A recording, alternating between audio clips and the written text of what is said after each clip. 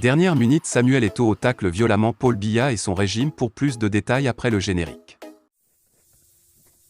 Avant de commencer, abonnez-vous à la chaîne et activez la cloche de notification car cela va vous permettre de ne plus manquer les prochaines vidéos. Let's go!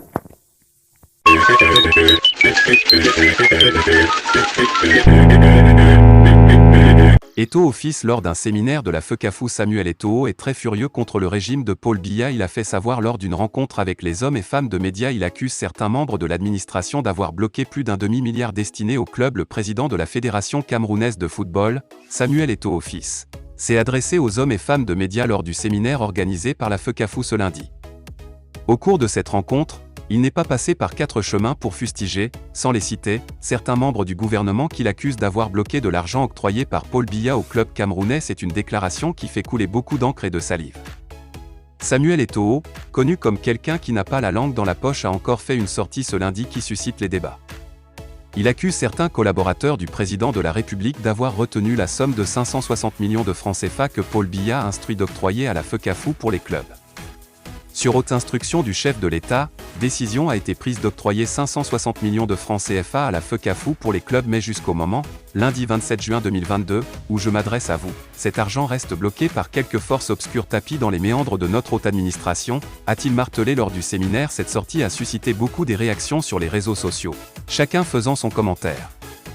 Je pense directement au ministère des Sports, mais l'argent va sauf que sortir, a lancé Luc Georges, qui accuse directement le ministre des Sports Narcisse Mouel Combi. Tu connais ces personnes, donc dénonce-les et montre-nous vraiment tu n'as peur de personne, sinon ils ne vont jamais cesser de bloquer des sommes allouées à la FECAFOU, commente Abdel K, qui pense que Samuel Eto'o a peur de citer les contemporains. Abdou, un autre internaute, en ce qui concerne, ne croit pas du tout aux propos du président de l'instance fêtière du football camerounais. Je n'y crois pas du tout à cette version. En Afrique, chez les dictateurs, la parole du supposé chef est un décret avec exécution immédiate. Arrête tes conneries, à moins tu as une mission autre que footballistique, s'est-il lâché dans la foulée. Samuel Eto'o a annoncé qu'il a pu obtenir un prêt de 9 milliards de francs CFA pour la construction des stades et du siège de la FECAFOU. J'ai le plaisir de vous annoncer que j'ai négocié et obtenu un accord de principe pour un emprunt de 9 milliards de francs CFA d'une banque de la place. Ces fonds serviront à financer la construction des stades de proximité et à achever l'immeuble siège de la fédération, se réjouit le président de la FECAFOU. Côte d'Ivoire, le pasteur Marc Zopo, oncle de Dji Arafat, au centre d'un scandale sexuel. Pasteur Marc Zopo, oncle de Dji Arafat. Marc Zopo, oncle de Dji Arafat, est au centre d'un scandale sexuel présumé depuis que des conversations privées avec au moins 2 autres femmes pasteurs, à lui attribuées, ont fuité sur les réseaux sociaux. C'est une affaire qui anime grandement les réseaux sociaux depuis plusieurs heures. En effet, Marc Zopo, connu pour ses fonctions de pasteur, est impliqué dans un scandale. Selon ce qui se dit, son téléphone portable dans lequel se trouvaient ses conversations privées présumées, aurait été ramassé par une personne qui manifestement le connaissait, et certains échanges intimes se sont retrouvés sur la toile comme une traînée de poudre. Ceux-ci ont circulé sur les réseaux sociaux, suscitant de nombreux commentaires de la part des internautes. Les conversations attribuées à l'homme de Dieu et qui ne sont pas encore authentifiées, mettent en scène des relations avec des femmes pasteurs, dont au moins une serait mariée. L'on y voit des photos dénudées, des rendez-vous pour des sorties, et des captures d'écran de messages très osés. Pour avoir sa version des faits, Afrique Soir lui a envoyé un message sur sa page Facebook. Mais jusqu'au moment où nous mettions sous presse, il n'avait pas encore répondu. Rappelons que Marc Zopo, qui se présente aussi comme un coach en musculation, avait été au cœur d'une autre polémique. En effet, il annonçait précipitamment la mort de la sœur cadette de Dji Arafat alors qu'elle était internée dans un hôpital, au service d'urgence, et n'était pas morte au moment de l'annonce. L'information avait suscité la réaction de sa génitrice, la chanteuse Tina Glamour, Logbo Valentine. Dans une vidéo sur sa page Facebook, elle avait démenti le décès de sa fille Carla avant de traiter l'homme de Dieu de menteur. Le nouveau président de l'Assemblée nationale de Côte d'Ivoire, Adama Bictogo, exprime sa gratitude aux chefs de l'opposition, dont les instructions à leur mandant ont favorisé le consensus à son élection au perchoir. Je voudrais exprimer ma gratitude au président Henri Konan Bédié qui a donné des instructions à son groupe, au président Laurent Gbagbo qui a donné des instructions au groupe PPACIEDS, au président Mabry Touakeus à travers son groupe UPSI et au président AFI, a déclaré M. Adama Bictogo. Il s'exprimait, lundi, à l'occasion d'une rencontre avec les patrons de presse, autour d'un déjeuner à Marcory, dans le sud d'Abidjan.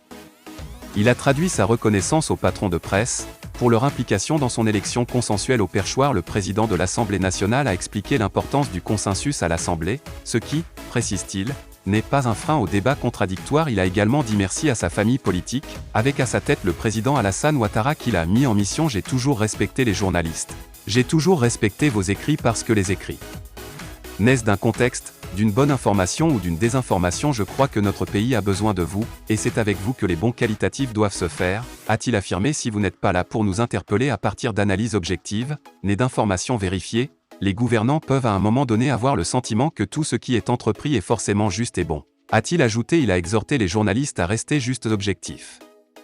Nonobstant les chapelles politiques auxquelles ils peuvent appartenir du fait de la pluralité de leur sensibilité politique, lorsque j'ai approché chacun des groupes parlementaires, pendant l'intérim, plus loin j'ai créé le principe de l'accessibilité et de l'approche, le principe de l'écoute et du dialogue permanent. Et ce sont ces valeurs qui ont permis à nous tous, à un moment donné, de constituer une grande famille, a-t-il confié. Cependant, on s'est rendu compte qu'à la vérité nous pouvons être des compétiteurs et c'est normal, parce que c'est l'une des composantes de la vitalité démocratique et permettre de sortir un champion, mais nous ne devons plus verser dans l'adversité au point d'être des ennemis, a mentionné Big Togo. Aline et José, l'épouse légale et la compagne de Seredier. Je prie qu'Aline trouve un jour la force de me pardonner, a déclaré José, dans une brève déclaration, sur sa page Facebook, ce lundi 27 juin 2022, parlant de la mère des 5 premiers enfants de Seredier, sans démentir le fait que désormais, elle va faire sa vie avec l'ancien capitaine des éléphants.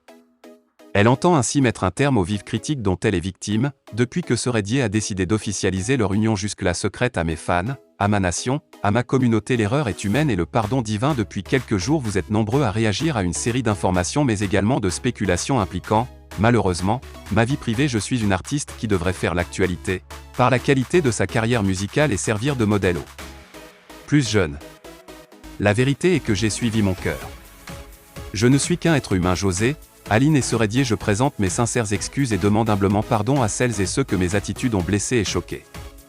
Pardon à mes fans, à mes parents, aux membres de ma communauté religieuse ainsi qu'à tous les chrétiens. Je continue d'apprendre de la vie, et je prie qu'Aline trouve un jour la force de me pardonner. J'espère pouvoir prendre appui sur vous, pour m'aider à avancer. Avec l'aide de Dieu, je tâcherai, à nouveau, de mériter votre confiance.